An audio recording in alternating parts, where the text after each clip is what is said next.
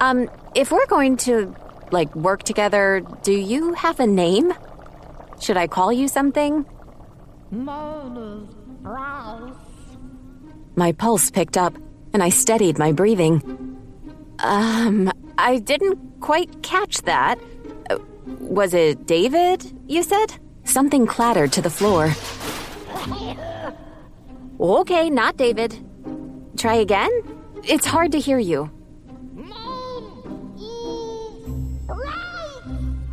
Rice? Really?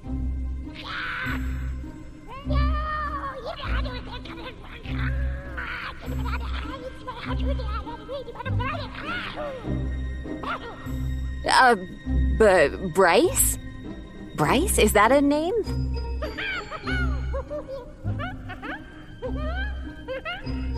I took that to be a yes.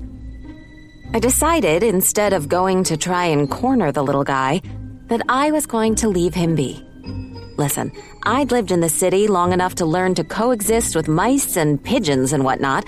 Certainly, I could learn to live with Bryce, particularly if he was as helpful as he was showing himself to be. If he wanted to stay hidden in the corner, I had no problem with that. I'd feed the little kitchen goblin all day long if he didn't get in the way of what I was trying to build here. Plus, I was a sucker for taking care of anyone and anything with food. Maybe that was just the nature of being a chef, but I didn't like knowing anyone around me was hungry. Okay, Bryce it is. Thank you, my friend, for your help. I've left some cookies for you. They're cinnamon oatmeal with chocolate chips. I hope you like them. And if there's anything else I can make for you, just let me know. Or leave the ingredients out, and I'll put it together for you when I can. I waited, but there was no response. I took that as a sign that he was pleased with my offering and returned to the stove where my broth was just beginning to boil. I added the nettles, along with the rest of the ingredients, and stirred the soup before returning to the book. Now came the hard part. According to the book, I had to actually perform a spell of sorts over the food. This was going to be my first time trying out my newly discovered magic, so to speak, and I was more than grateful that I was alone.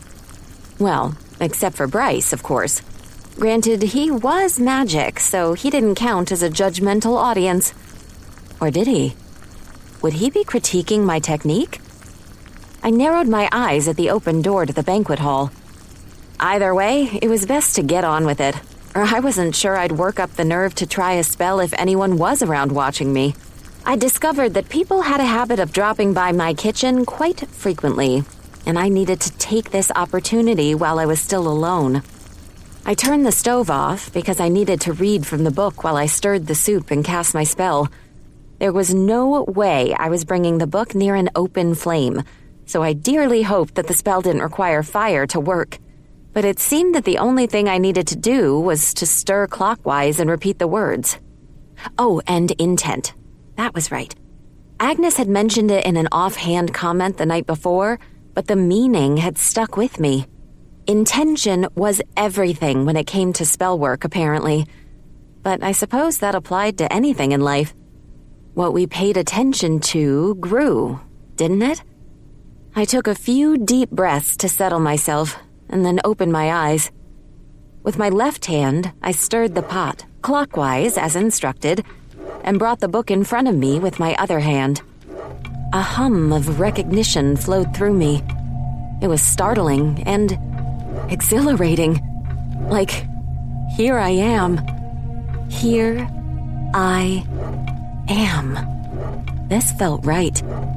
More so than anything I'd ever done in my life before. A strange sense of understanding and belonging burbled through me, riding on the edges of joy. I held on to that and poured that feeling into my words. As I stir with my spoon, I call upon the power of Mother Moon. The fire that flames within must cool, and soon the pain no longer will rule. Set the energy free to run with the wind. Aching joints and sore bones I do rescind. There was a gentle flash of light, and I gaped as the ingredients in my soup melded seamlessly together. Well, shit. I didn't even have to run them through a food processor.